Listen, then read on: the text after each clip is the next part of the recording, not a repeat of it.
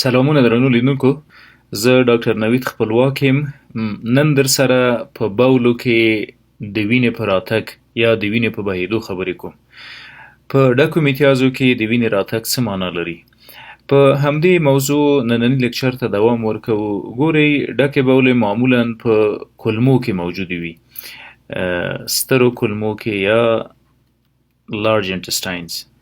په دې مسیر امتداد پیدا کوي او بالاخره ریکټم دې ساحه کې ذخیره کیږي او د مقعد له ادرسه بهرني محیط ته اطراح کیږي.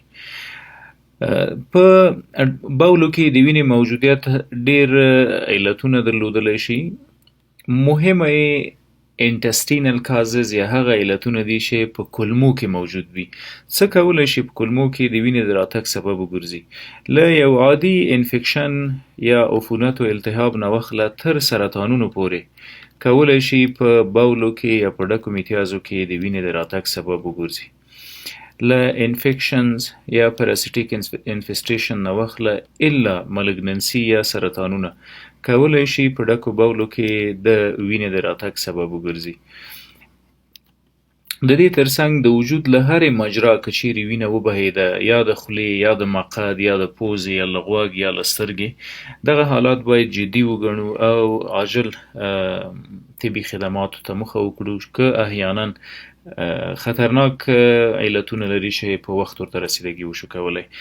په ډکو میتیازو کې د وینې د راتګ یو غټ علت هیموراید یا پایلز یا بواسیر ده. هیموراید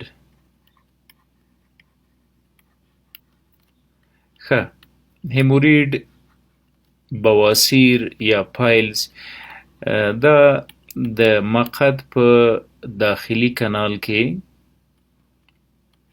د وینې د رګونو او د کوشنس په نامه د غوښینې برخې پړسوب ته وایي او د دې پړسوب په ترڅ کې له وریدونو نه وینه بهیږي. معمولا په دې ساحه کې موږ د بواسیر د شتون او شاهدان یو.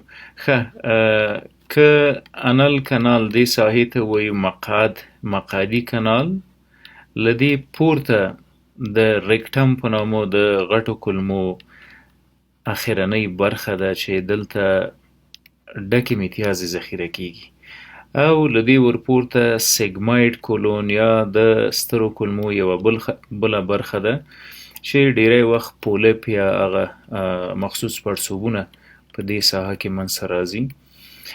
د کولمو له دې پورته ساحې ته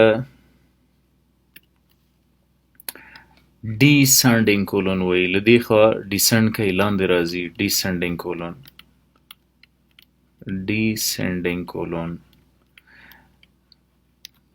له ډیسنډینګ کولون پورته افقي چې کوم برخه پرته ده دې ته ترانسورس کولون یا د غټو کولمو هغه برخه چې په افقي شکل پرته ده. دا ټول هغه اناټومیک بخشونه دي. دې ته یې اسنډینګ کولون یعنی پورته راجع کېدونکی بخش د سترو کولمو اسنډینګ کولون وایي. په دغه هر یوه کې د زخم موجودیت، د عفونت موجودیت، د چینجیو موجودیت، خصوصا کدودانه چینجي کولی شي په ډکو میتیازو کې د وینې سبب وګرځي. دا ساحه د سیکم ساحه ده. سیکم د غټو کولمو لومړنۍ برخه ده چې د وړو کولمو سره یو ځای کیږي او دا یې هم د اپنډکس په نامه ساحه ده. اصلي بحث ورځو چې په ډکو میتیازو کې د وینې موجودیت ده. که د غټو کولمو په امتداد کې چرته هم زخم موجود و د وینې سبب ګرځي. دغه زخم که چیرې د مقعد په کانال کې ډیری وخت د بواسیر په شکل پیدا کیږي. بواسیر په شروع کې په لومړیو درجو کې د مختلفو پوماد او کریمونو په واسطه باندې معالجه کیږي، ولې په ټوله کې که چیرې پیشرفته شو علاج جراحي ده. موږ دوه ډوله بواسیرونه لرو: انټرنل هیموراید داخلي بواسیر او خارجي یا اکسټرنل هیموراید. داخلي او خارجي معنا دا چې موږ په ریکټم کې موږ په د غټو کولمو په لاندنۍ برخه کې فرضاً که دا ریکټم وي، دا هم د مقعد کانال وي، دلته د پیکټینیټ لاین په نامه یو لاین موجود ده. که احیانا د دې پکټینیټ لاین لاندې زی لاین ده، که له دې لاین نه پورته بواسیر و دې ته انټرنل بواسیر یا داخلي بواسیر وایي، که له دې لاندې و دې ته اکسټرنل یا بیرونی بواسیر وایي. اکسټرنل بواسیر معمولا پروټروژن کې بیرون راوځي د ډکو میتیازو سره. په اوله درجه کې بیرته خپله جګیږي، په دویمه درجه یا منول هیمورایډ کې مریض په لاس جګوي او په دریمه کې بیا پرولپس کوي. یو غټ علت په ډکو میتیازو کې د وینې د بواسیر موجودیت ده. دویم علت چې په ډکو میتیازو کې د وینې د جریان یا د بهیدو سبب ګرځي هغه ته انل فشر یا شق وایي. انل فشر یو څه باید دقیق اوسیږو چې د مقعد هرې ناروغۍ ته بواسیر نه ویل کېږي، یوازې بواسیر زموږ په ټولنه کې مشهوره ده. تقریبا عامه پوهاوی په دې هکله صحیح نه لرو. هر مقعد ته زموږ ځینې هر تکلیف د مقعد ته زموږ ځینې هیوادوال بواسیر وایي. انل فشر شق یا شکېدل د مقعد دي، یعنی که دا ریکټم یا د سرو کلمو هغه اخرنۍ برخه وي او دا هم د مقعد کنال وي، که چیرې ناروغ قبض وي کانسټیپیشن ولري، یعنی ډکې میتیازې شخې کلکې او په هفته کې یو ځل و دوه ځلې دی تشناب ته ځي، هلته هم زورونه وهي. د دغو زورونو په ترڅ کې بالاخره د مقعد په کنال کې خصوصا په لاندنۍ برخه کې یو غوښینه شکېدنه ساحه منځته راځي، ټیر یا شق کېږي. ده ته موږ انل فشر وایو. فشر له بواسیر سره څنګه تفکیک کوو؟ په انل فشر کې خونریزي ډیره کمه وي، یعنی بلډ ډیر کم راځي، معمولا په کاغذ تشناب کې لیدل کېږي.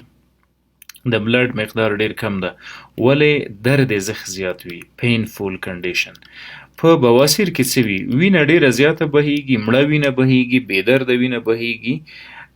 او په انل فشر کې وینه کمه وي ولې درد زخ زیات وي. ترڅنګ د مقعد شاوخوا ته د غنم دانې غوندې یو پړسوب هم موجود وي چې همدغه ساحه ډیر درد کوي. دویم علت چې د وینې د جریان سبب ګرځي هغه انل فشر یا شخ ده، او د دې د انل فشر په موضوع کې باید متوجه اوسو چې له بواسیر سره یې تفکیک کړی شو. د دې ترڅنګ د غټو کولمو د سترو کولمو یوه ډیره مشهوره ناروغي چې هغه ته موږ آی بی ډي وایو.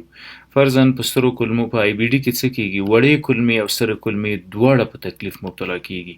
په سترو کولمو کې د السریټیو کولایټس په نامه تکلیف منځته راځي، یعنی آی بی ډي دوه بخشه لري، السریټیو کولایټس یا کولایټ زخمی یا هغه تکلیف چې له وجې ټوله ستره کولمه سراسر د دفاعي سیستم تر حملاتو راځي، زخمی کېږي او دا د بلډ په رانم یا په د وینې په ډکو میتیازو کې د وینې د راتګ یا د جریان سبب ګرځي، بلډ ان سټول.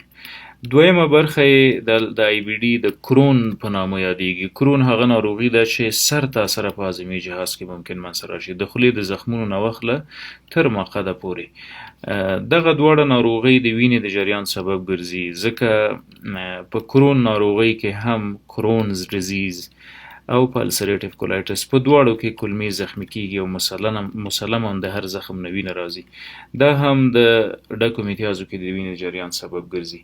د دې درملنې دپاره تر دې دمه تر ټولو ښه اپشن سلفاسلازین ایمینو ماډولیټرز دي. سلفاسلازین ډیره ښه نتیجه ورکړې ده. په شروع کې کولی شو د سټیرایډونو نه هم استفاده وکړو. سټیرایډ هغه درمل دي چې دفاعي سیستم حملات یو څه کمزوری کوي، ولې د اوږدمهال لپاره باید استفاده ونه کړو ترې. د سلفاسلازین په اوږدمهاله دوام کې فولیک اسید هم باید استفاده شي، ځکه سلفاسلازین د فولیک اسید د جوړښت مخه نیسي، بیا یې مریض په کمخونۍ باندې مبتلا کېږي. نو بهتره د هغه ناروغان چې د آی بی ډي تداوي کوي او سلفاسلازین خوري، ورسره د فولیک اسید هم خوري. او له بده مرغه دغه تکلیف تر نن سبا په دې محکوم ده چې ټول عمر باید معالجه شي.